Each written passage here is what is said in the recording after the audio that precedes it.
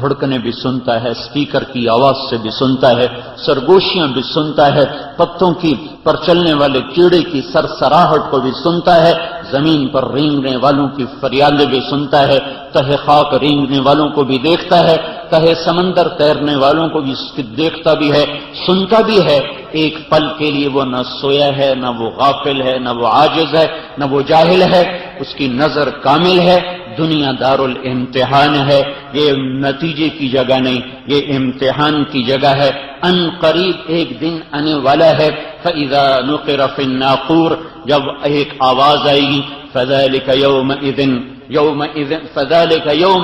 يَوْمٌ عَسِيرٌ عَلَى الْكَافِرِينَ غَيْرُ يَسِيرٌ، وہ دن آنے والا ہے۔ فَأَنذِرْهُمْ يَوْمَ الْآزِفَةِ، وہ دن تمہارے سروں پر چھا چکا ہے، قریب آ چکا ہے، میرے نبی ان کو بتاؤ کہ وہ دن آ رہا ہے۔ انذر الناس یوم یاتیہم العذاب، میرے نبی میرے بندوں کو بتا کہ جس دن وہ عذاب آئے گا اس دن پھر تمہاری کوئی معذرت قبول نہ ہوگی، تمہارا کوئی عذر قبول نہ ہوگا، وہ دن قریب ہے۔ ان کیا ہے، انہم یرونہ بعیدا ونراہ قریبا، تمہیں دور نظر آتا ہے، ہمیں قریب نظر آتا ہے۔ یوم تکون السماء کالمہل وتکون الجبال کالعہن لا یسأل حمیم حمیما یبصرونہم، وہ ایسا دن ہے وہ تمہارے سروں پر آ چکا ہے، تمہارے قریب آ چکا ہے، تمہیں دور نظر آتا ہے، تمہارے رب کو قریب نظر آتا ہے۔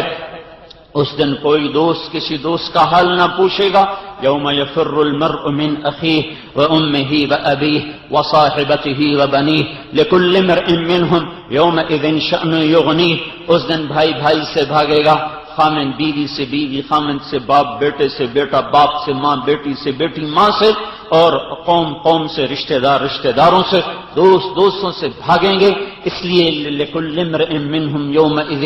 شأن یغنیہ، آج ہر آدمی اپنی مصیبت میں گرفتار ہے۔ میرے بھائیو، یہ امتحان کی جگہ ہے، یہاں کھرے اور کھوٹے کا امتحان ہے، سچے اور جھوٹے کا امتحان ہے، حق و باطل کے معرکے ہیں۔ جو آدم علیہ السلام جس دن اترے اس دن حق اترا، اسی دن باطل اترا، شیطان بھی اسی دن اتارا گیا جس دن آدم علیہ السلام کو اتارا گیا، آدم علیہ السلام کو اسی دن اتارا گیا جس دن شیطان کو اتارا گیا، جس دن حق اترا اسی دن باطل اترا، جس دن حق نے زمین پر قدم رکھے اسی دن باطل نے زمین کو چھوا۔ یہ اس دن سے دست و گریباں ہیں۔ یہ معرکہ کارزار گرم رہے گا جب تک سورج مغرب سے نہیں نکلتا اور اہل حق دنیا سے مٹ نہیں جاتے اور اللہ تعالیٰ اپنے قرآن کو اٹھا نہیں لیتا، اس وقت تک یہ کارزار، یہ میدان، یہ گرم رہے گا۔ اور یہاں دونوں طرح کی داستانیں نقش ہوتی رہیں گی، اور صفحات کائنات کے،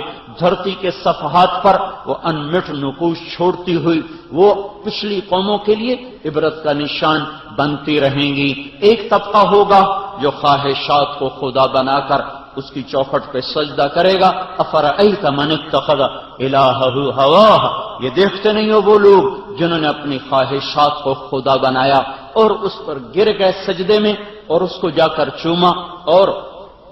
کچھ وہ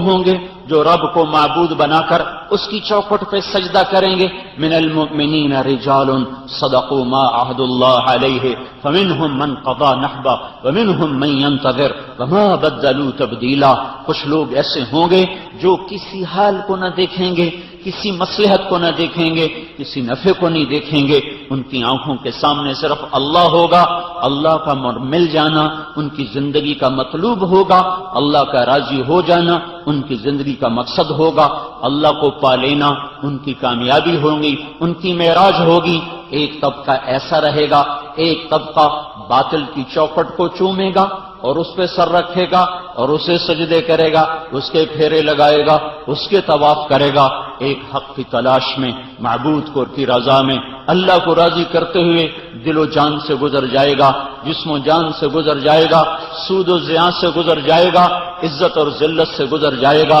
زندگی اور موت سے بے پرواہ ہو جائے گا، نفع اور نقصان سے وہ بے نیاز ہو کر صرف اپنے اللہ کو سامنے رکھ کر زندگی گزارے گا۔ یہ شروع سے سنت چلی آ رہی ہے،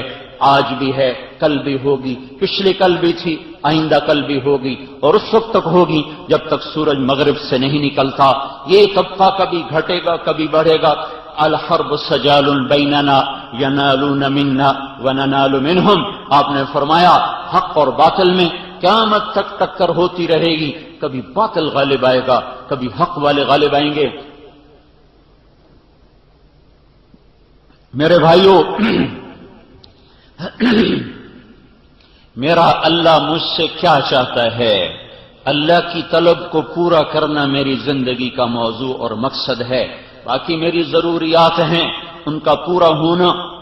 یا نہ ہونا یہ میرے مقصد زندگی میں داخل نہیں، میری ضروریات زندگی میں داخل ہے۔ اللہ نے مجھے پیدا کیا ہوا، واللہ خلقکم من تراب، مجھے مٹی سے اللہ نے نکالا، ثم من نطفۃ، پھر نطفے کی شکل میں مجھے میرے اللہ نے بدلا، ثم خلقنا النطفۃ علقہ، پھر اسے جونک کی شکل میرے اللہ نے دی، فخلقنا العلقۃ مضغہ، پھر اسے لوتھڑا میرے اللہ نے بنایا، فخلقنا المضغۃ عظاما، اس میں ہڈیوں کو میرے اللہ نے پرویا، فکسونا العظام لحما، اس پر گوشت میرے اللہ نے چڑھایا، ثم انشأناہ خلقا آخر، پھر اس میں روح میرے اللہ نے بھری۔ الم نجعل لہ عینین، مجھے میری آنکھیں میرے اللہ نے دی، ولسانا، میری زبان میرے اللہ نے دی، وشفتین، میرے ہونٹ مجھے میرے اللہ نے دیے، وجعل لکم السمع، میرے کان میرے اللہ نے دیے، والابصار، آنکھیں میرے اللہ نے دی، والافئدہ، دل مجھے میرے اللہ نے دیا، یہ وجود میرے اللہ کا بنایا ہوا۔ الم نخلقکم من ماء مہین، ایک گندے پانی سے بنایا، ثم جعلناہ نطفۃ فی قرار مکین، ماں کے پیٹ میں ٹھکانا اللہ نے مجھے عطا فرمایا، الی قدر معلوم، ایک معین مقدار کے اندر مجھے رکھا۔ یہ فقدرنا، یہ نظام، یہ تدبیر، یہ تقدیر، یہ اندازے، یہ میرے اللہ کے تھے۔ فنعم الماہدون فنعم القادرون، اللہ سے بہترین کسی کی تقدیر نہیں، کسی کا نظام نہیں، کسی کا اندازہ نہیں، کسی کی تخلیق نہیں۔ سبح اسم ربک الاعلی الذی خلق فسوى والذی قدر فہدى والذی اخرج المرعى فجعله غثاء احوى، پڑھ اس رب کی تسبیح جس نے تجھے بنایا اور پھر تجھے برابر بنایا کہ تجھے ایسے اندازوں میں ڈھالا، فی ای صورت ما شاء رکبک، تجھے ایسے خوبصورت کیوان میں، ہندام میں ڈھالا، بنایا کہ تیرے جیسا اور کوئی اللہ نے بنایا ہی نہیں، تو اپنی ذات میں ایسا بنا ہے کہ تیری پہچان ساری کائنات میں سب سے منفرد